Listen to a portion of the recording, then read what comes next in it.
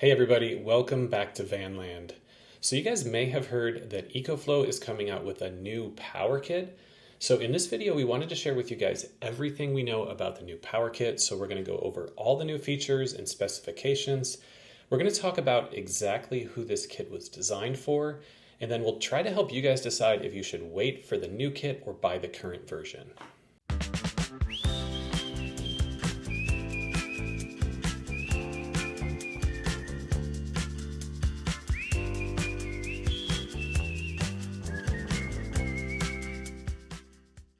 The new power kits from EcoFlow have 3 components that have been upgraded, and then there are actually 2 new components that are being added to the product line that will interact with the power kits, giving it more functionality and usability. So I'll start by saying that given the fact that the power kits have only been on the market for about 3 years, the introduction of the Generation 2 power kits gives us an idea of just how fast that EcoFlow is innovating. So the engineers at EcoFlow have taken the suggestions from vendors like us on how the kit could be improved and incorporated those. And they've also addressed most, if not all, of the known limitations of the power kit, such as the maximum charge rate, the maximum discharge rate, and the noise level of the inverter. And keep in mind, guys, the power kits are actually a very small product line for EcoFlow. They sell way more Delta Pros and other units compared to power kits. So it's nice to see that they have not neglected this product line and they're actually making dramatic improvements to it. First of all, let's talk about the 3 components that have been upgraded.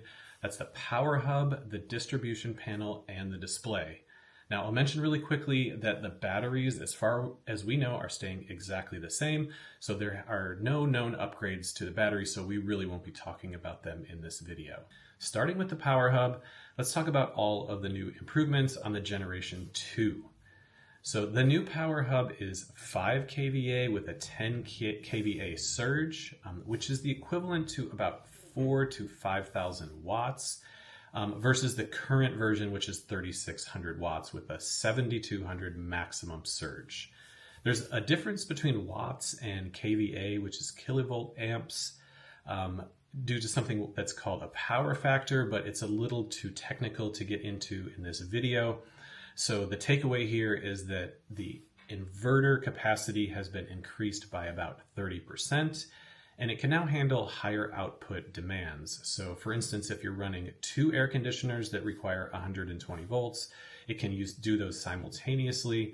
Or if you have induction cooktops or anything else that requires 120 volt power from the inverter, the new power hub has an increased capacity. Another feature is that the new power hub includes 3 battery ports, 3 48 volt battery ports plus 1 48 volt output. So if you're using something like a 48 volt air conditioner, you now do not have to use one of your main battery ports. So you can go up to the full 15 kilowatt power system with a 48 volt air conditioner or any other 48 volt device plugged into the new additional port. One of the features that I wasn't expecting is the power hub is actually going to be able to do 120 or 240 volt inverted power. So I don't have all the technical details on how this is going to be wired. It will be a little bit more complicated, but the takeaway is that you can do 120 or 240 output. Another feature that's been upgraded is the DC main output. So this is the power that's coming from the batteries to the power hub and then going out to all of your DC appliances. The current limit on the Generation 1 power hub is 70 amps, and that has been increased to 100 amps. So if you have a lot of devices that need power simultaneously, 100 amp output is pretty significant, and it's an upgrade versus the current 70 amps. And yes, guys, the maximum charging rate from the alternator has been increased on the new power hubs. This was probably the biggest request that we had from people. They wanted to charge their power systems as fast as possible. It will now be able to charge up to 4,000 watts with a 48 volt alternator. I will say, guys, that this is not completely tested and figured out yet. It's not going to be a super simple way to connect an alternator to the power kit. I would say given some time, they will make it easier, but as of right now, we're not exactly sure what alternators and what regulators are going to work with the power kit, so more information to come on that in the future. The final improvement to the power hub is that the sound level has been reduced. So under heavy loads of charging or inverter discharging on the current version, when the fans come on, it does get a little bit loud, so they have apparently decreased the noise level to what they say is as low as 48 decibels, which is pretty quiet and reasonable to be in a vehicle with. So in the EcoFlow Power Kit, the distribution panel is the component that has all of your fuses and all of your breakers in it. Essentially, this is where you wire everything from your vehicle into the power system. The new distribution panel will now have 16 DC circuits versus 12 in the current version, and it will have 12 AC circuits versus 6 in the current version.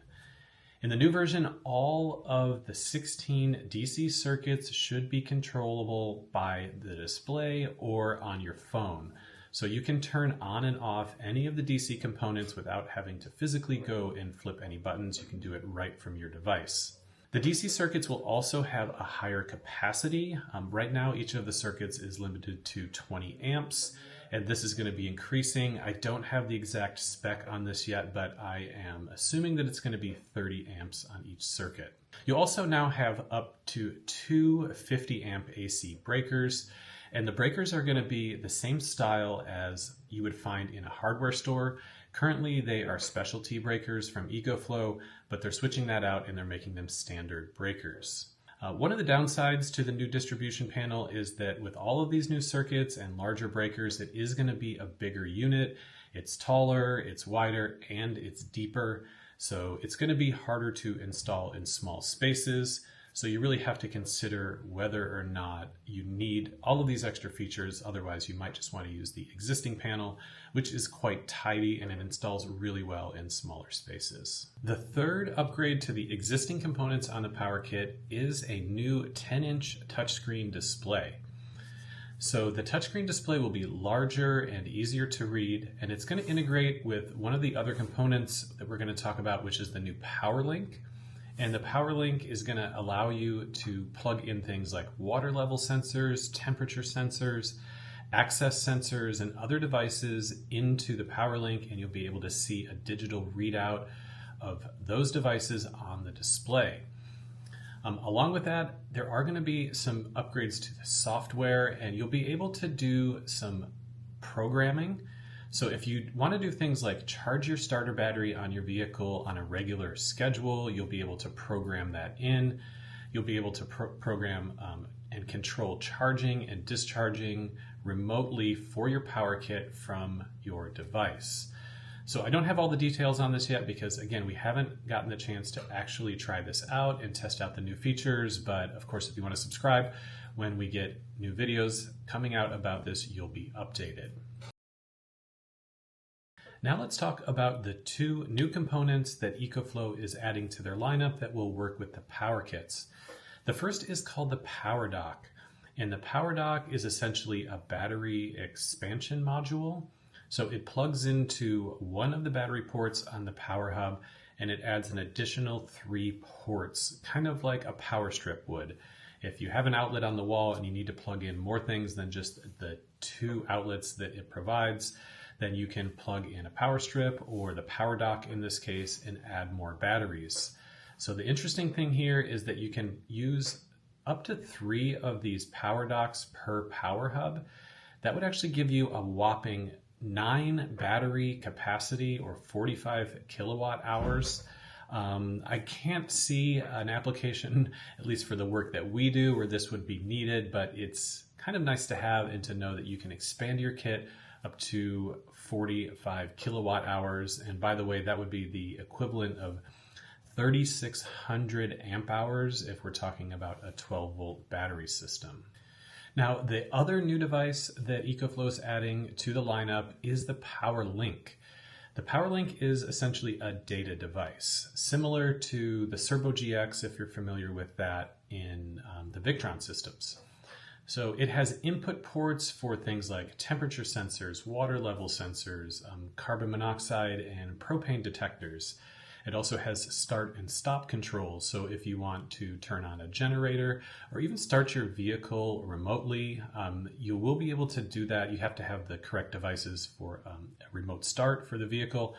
But you can control all of that now through the EcoFlow device itself. So you will also have digital readouts on the display for any of these additional components that you're putting information into the system. And this just opens up a whole new world of possibilities, and it brings the Power Kit more in line with the sophisticated control systems that you see in the more modern and higher end RVs and boats. So something that is really good news is that both the Power Dock and the Power Link, the two new devices, will be compatible with the existing Power Kits. So you don't have to buy a new Power Kit to be able to use these. Again, we need to just confirm that everything is working together, but the intention here is that these devices will be available for Gen 1 and Gen 2 Power Kits. Of course, all of these features of the new Generation 2 Power Kits are really nice, and I'm sure most people would love to have them. But I wanted to take a few minutes to talk about who the new Power Kit is actually designed for, because I don't really think it's designed for everyone. And so I was hoping to separate those out so you could decide, if you're looking into one of these, if you should get the new Power Kit or the current version. Within the mobile power system user crowd, there's generally three types of users. The first, I would say, is those with just basic power needs. So if you've got a Tacoma or a Jeep, or you're a weekender in your Subaru, and you're taking a power system along to power things like maybe an electric cooler or some lighting, charging up phones and laptops, or maybe even running a Starlink, we actually think that Delta Pro from EcoFlow is the best solution for those types of people. Especially considering that it's a fully portable device. Like, you can put it in your car and then you can take it into your house and use as a home backup. If you have just basic demands, we really think that Delta Pro is probably the best solution. The second group of people are those who need a complete power system that's built into their vehicle. And they would have a higher power demand. So this is your typical camper van build. It would also include like recreational boats, or if you have a dedicated overland vehicle where you're going to be going for multiple days, weeks, or months, then really the Generation 1 Power Kit that's currently available is the most sensible and appropriate solution for those types of people. So if you need to power up like multiple devices and run them simultaneously, like let's say you have a fridge going, you have lights on, you're using an induction cooktop, your Starlink is running, a pretty high demand. The Power Kit, either in a 5, 10, or 15 kilowatt version, is going to be the appropriate solution for those types of people. The third group would be commercial applications, large RVs, and kind of power users. And this is what the Generation 2 Power Kit was designed for. It's really more appropriate when you're starting to get into very high power demands, like running multiple air conditioners, or if you have a 40-foot diesel pusher and you want EcoFlow to be powering the whole thing. This would be really what the design of the Generation 2 Power Kit is for. And I wanted to clarify that Generation 2 Power Kits are not replacing Gen 1 kits. So actually referring to them as Gen 1 and Gen 2 is probably not the best way to think about it, because the current version of the Power Kit with the 3600 watt inverter and the smaller distribution panel, that is still going to be available for the foreseeable future. And in my opinion, it's actually still going to be appropriate for at least 80% of van conversions or other vehicle conversions where you don't have super high demands or need really, really fast charging. Now let's answer the question of whether you should get the Gen 1 or the Gen 2 Power Kit. At the time of filming this video, we don't have the cost of the new Power Kits yet. They're definitely going to cost more because they have higher capacities and more functionality. And we know that the price is going to help people decide which kit they should get. But of course, check the link in the description of this video because as soon as the prices come out, we'll post the prices with links to the products there. Now, the pre-sales for the new power kits are starting right now with the first deliveries expected towards the end of 2024. So you're not going to have to wait that long if you want a new one. But if you're building out a van right now and you need a power kit and you just have the standard power needs, there's really no need to wait because most people do not need a 5 kVA inverter in their vehicle and 100 amps of DC output simultaneously. And the 1,000 watt input that you can get from the current version via the alternator is typically enough in most real world applications for a charging rate. Of course, the 4,000 watt charging rate of the new power hub is going to be something that I know people are going to want, but you're going to have the added cost, complexity, and risk of a secondary alternator added to the kit. And for most people, it's really not worth it. It's not really what they need, and they will never need that much output or input power. So if you have questions about your particular build and whether or not you should get Gen 1 or Gen 2, of course you can give us a call and we'll work through it with you and help you decide. The other thing I wanted to mention is that the new power kits have not been tested very much in the real world.